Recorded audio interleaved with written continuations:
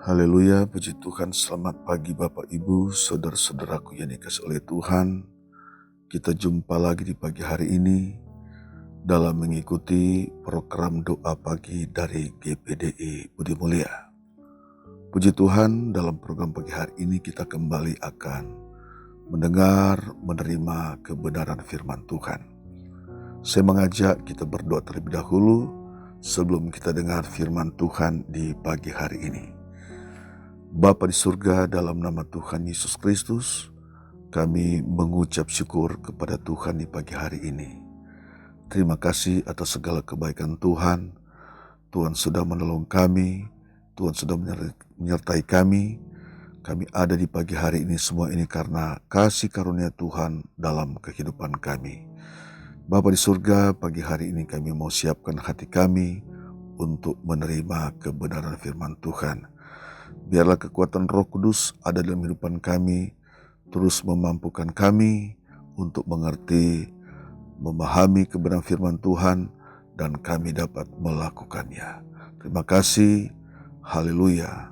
Amin. Kita baca firman Tuhan dalam Yohanes 7 ayat yang ke-24.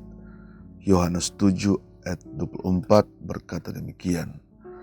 Jangan menghakimi menurut apa yang nampak, tetapi hakimilah dengan adil.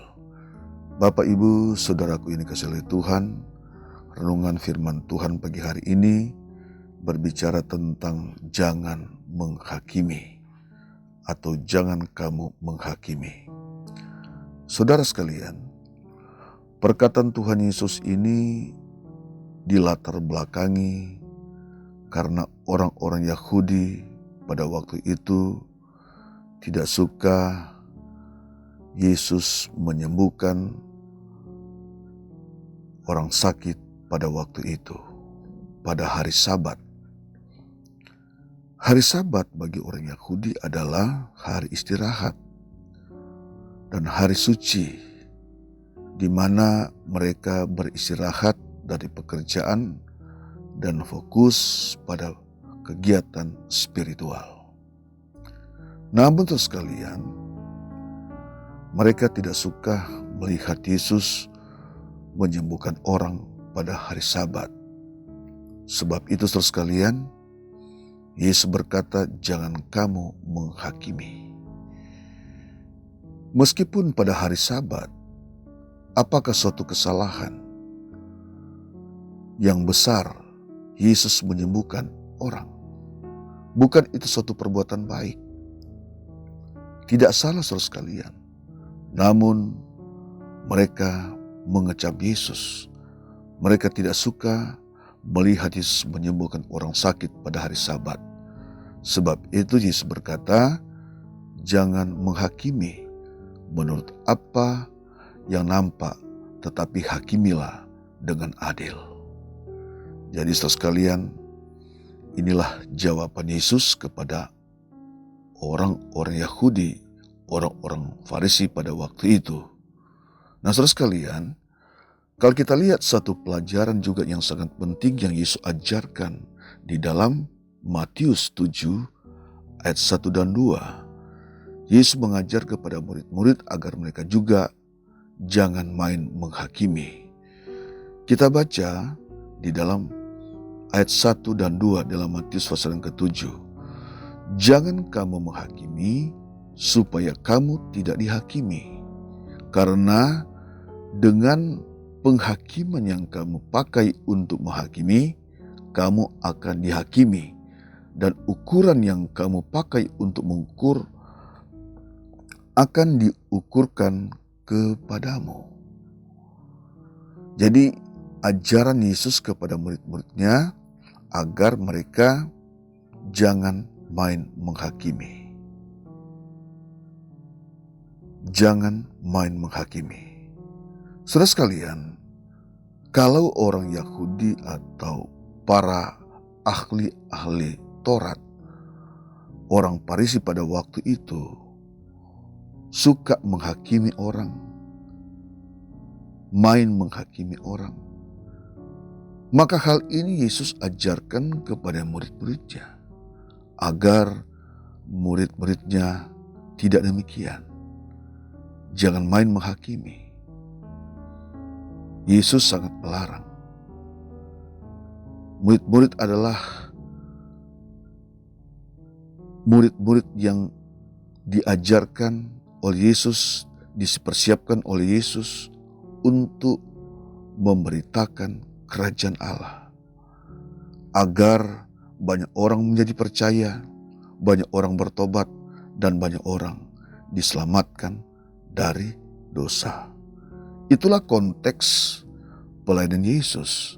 Itulah konteks pelayanan atau pengajar Yesus kepada murid-murid. Bukan untuk menghakimi, tetapi untuk memberikan pelayanan. Agar mereka percaya, agar mereka bertobat, agar mereka diselamatkan dari dosa-dosa mereka. Jadi tidak baik saudara sekalian kalau dipandang sebagai orang-orang suci, tokoh-tokoh agama, tetapi main menghakimi. Yesus tidak suka seperti ini. Demikian juga saudara sekalian kehidupan kita, siapapun saudara yang dipercayakan dalam satu pelayanan. Yesus mengajarkan di pagi hari ini. Firman Tuhan mengajar kepada kita agar kita jangan main menghakimi. Kita diangkat oleh Tuhan. Saudara diangkat oleh Tuhan. Dipercayakan oleh Tuhan dalam satu jabatan pelayanan. Untuk memberikan pelayanan yang sesungguhnya. Untuk mengasihi. Untuk memberikan kebenaran kerajaan Allah. Agar banyak orang percaya, agar banyak orang bertobat, agar banyak orang diselamatkan. Penghakiman itu adalah haknya Tuhan. Bukan haknya kita. Allah lah yang menghakimi apabila orang itu tidak bertobat. Apabila orang itu sudah diajar dan tidak bertobat. Dan penghakiman itu bukan hak kita. Penghakiman itu adalah hak Allah apabila manusia tidak bertobat dari jalan hidupnya. Tugas kita, tugas saudara di dalam pelayanan adalah memberitakan Injil Kerajaan Allah, memberitakan firman Tuhan. Tugas kita adalah mengasihi, melayani. Dalam konteks kita mengasihi Allah, dalam konteks kita mengasihi orang lain. Itu suatu hukum. Karena dalam hukum terutama itu adalah kasihi Tuhan Allahmu dengan segenap hatimu, maka kasihilah juga sesama manusia seperti dirimu sendiri. Itulah konteks-konteks pelayanan yang Allah percayakan di dalam kehidupan kita, di dalam kehidupan saudara. Saudara membawa umat-umat kepada Tuhan, datang kepada Tuhan, percaya kepada Tuhan, siapapun dia. Namun saudara sekalian, yang dilarang oleh Tuhan, saudara, jika saudara main menghakimi. Melihat kesalahan orang main hakimi. Melihat kesalahan orang main hakimi. Tetapi saudara sekalian, kita tidak diajar demikian. Kenapa? Penghakiman itu hak dari Allah, bukan dari kita. Tugas kita hanya menyampaikan firman Tuhan. Tugas kita hanya menyampaikan Injil Kerajaan Allah. Memberikan pelayanan. Tidak seperti orang yang huli para ahli Taurat, orang Farisi. Main menghakimi. Konteks Allah mengangkat kita adalah memberikan pelayanan. Itulah tujuan Tuhan di dalam kehidupan kita, di dalam kehidupan gereja. Kita baca di dalam Lukas pasal yang kelima, Lukas 5 ayat 30 sampai 32. Lukas 5 ayat 30 sampai 32. Kita baca. orang-orang Farisi dan ahli Taurat bersungut-sungut kepada murid-murid Yesus. Katanya, "Mengapa kamu makan dan minum bersama-sama dengan pemungut cukai dan orang berdosa?" Lalu jawab Yesus kepada mereka, katanya, "Bukan orang sehat yang memerlukan tabib, tetapi orang sakit. Aku datang bukan untuk memanggil orang benar, tetapi orang berdosa, supaya mereka bertobat." Ini jawaban Yesus kepada ahli Taurat, orang-orang Farisi. Yesus datang bukan kepada orang benar, tetapi kepada orang berdosa. Yesus datang bukan kepada orang sehat, tetapi kepada orang sakit. Nah, inilah konteks pelayanan Yesus, maka ini juga konteks pelayanan dari murid-murid, ini juga konteks pelayanan kita di akhir zaman ini. Jadi tujuan kita adalah, atau tujuan saudara adalah melayani. Beritakanlah firman Tuhan, agar mereka percaya, agar mereka bertobat, dan mereka diselamatkan. Itu tujuan Tuhan.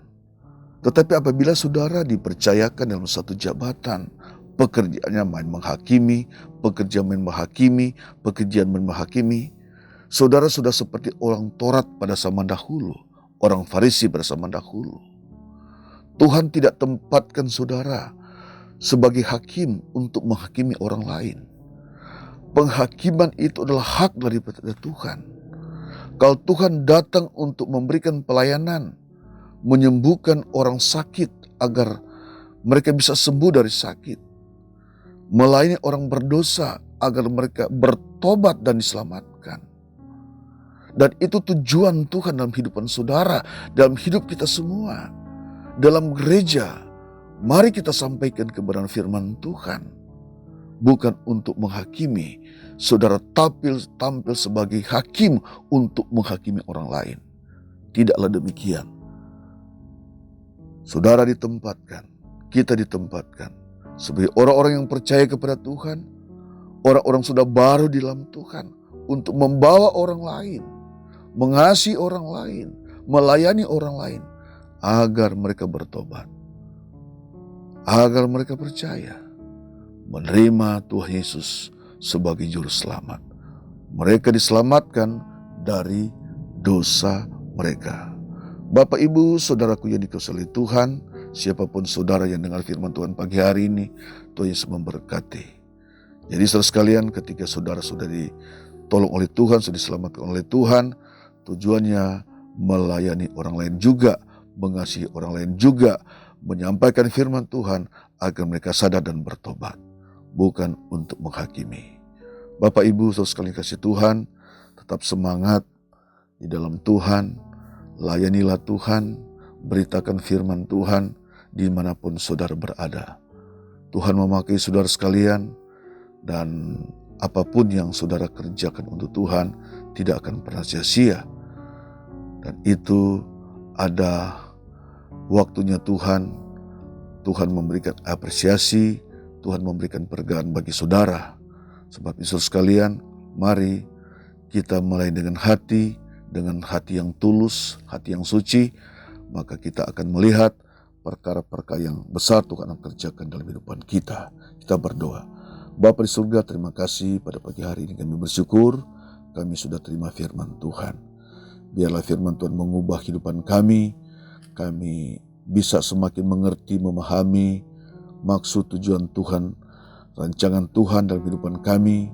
Kami bukan menghakimi, tetapi kami menyelamatkan banyak orang, agar orang bisa percaya, bisa bertobat, bisa menerima Tuhan Yesus sebagai Tuhan dan Juru Selamat. Terima kasih Tuhan, biar firman Tuhan mengubah kehidupan kami, paradigma kami, hati kami diubah oleh kekuatan firman Tuhan, agar kami terus berjalan sesuai apa yang Tuhan inginkan di dalam kehidupan kami. Berkati setiap umat yang mendengar firman Tuhan, yang sakit Tuhan sembuhkan, yang susah Tuhan hiburkan. Terpujilah nama Tuhan, haleluya, amin.